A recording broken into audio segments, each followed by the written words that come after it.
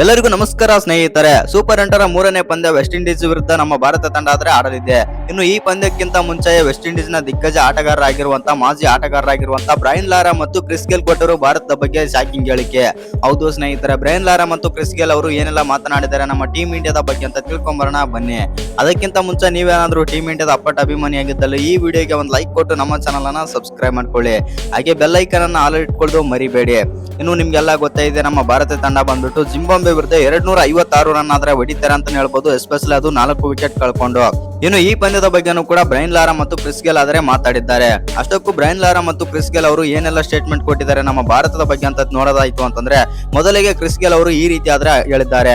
ಭಾರತ ತಂಡ ಅದ್ಭುತವಾಗಿ ಫಾರ್ಮ್ ನಲ್ಲಿ ಆದ್ರೆ ಇದೆ ಮತ್ತು ನಮ್ಮ ವೆಸ್ಟ್ ಇಂಡೀಸ್ ಕೂಡ ಒಳ್ಳೆಯ ಫಾರ್ಮ್ ನಲ್ಲಿ ಇದೆ. ಆದ್ರೆ ಸೌತ್ ಆಫ್ರಿಕಾ ವಿರುದ್ಧ ಒಂದು ಹೀನಾಯವಾಗಿ ಆದ್ರೆ ಸೋತಿದೆ ಪಂದ್ಯವನ್ನು. ಮತ್ತು ಆದ್ರೆ ಸೌತ್ ಆಫ್ರಿಕಾ ವಿರುದ್ಧ ಸೋತರು ನಮ್ಮ ವೆಸ್ಟ್ ಇಂಡೀಸ್ ತಂಡ ಆಟಗಾರರು ಅದೇ ಮೈಂಡ್ ಸೆಟ್ ಅಲ್ಲಿ ಬರ್ತಾರೆ ಮತ್ತು ಭಾರತದ ವಿರುದ್ಧನೂ ಕೂಡ ಅದೇ ರೀತಿಯಾಗಿ ಆಡಲು ಮತ್ತು ಬ್ಯಾಟಿಂಗ್ ಯಾವ ರೀತಿ ನಮ್ಮದು ಅಪ್ರೋಚ್ ಇದೆ ಅದೇ ರೀತಿಯಾಗಿ ಮುಂದುವರಿಯುತ್ತೆ ಅಂತಂದು ಕ್ರಿಸ್ ಗೇಲ್ ಆದ್ರೆ ಹೇಳಿದ್ದಾರೆ ಅಂತಾನೆ ಹೇಳ್ಬೋದು.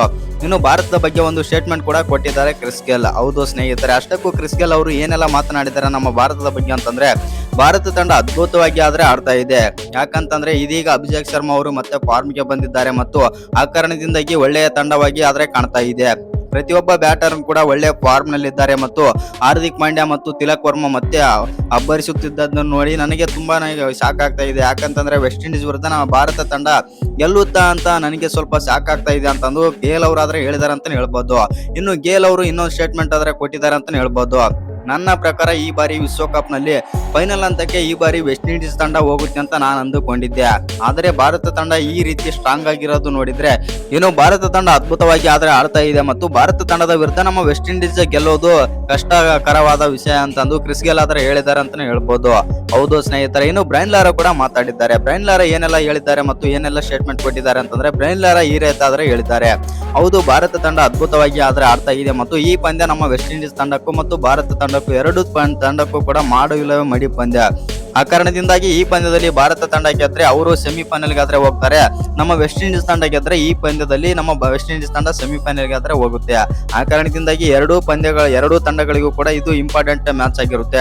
ಇನ್ನು ಈ ಪಂದ್ಯದಲ್ಲಿ ನಾವು ಹೈ ವೋಲ್ಟೇಜ್ ಪಂದ್ಯವನ್ನು ವೀಕ್ಷಿಸಬಹುದು ಮತ್ತು ಅತಿ ಹೆಚ್ಚು ವ್ಯೂವರ್ಶಿಪ್ ಬಂದರೂ ಕೂಡ ಅತಿ ಅಚ್ಚರಿ ಇಲ್ಲ ಈ ಪಂದ್ಯಕ್ಕಾಗಿ ಅಂತಂದು ಬ್ರೈನ್ ಲಾರಾ ಆದ್ರೆ ಹೇಳಿದ್ದಾರೆ ಅಂತ ಹೇಳ್ಬೋದು. ಬ್ರೈನ್ ಲಾರಾ ಇನ್ನೊಂದು ಸ್ಟೇಟ್ಮೆಂಟ್ ಆದ್ರೆ ಕೊಟ್ಟಿದ್ದಾರೆ.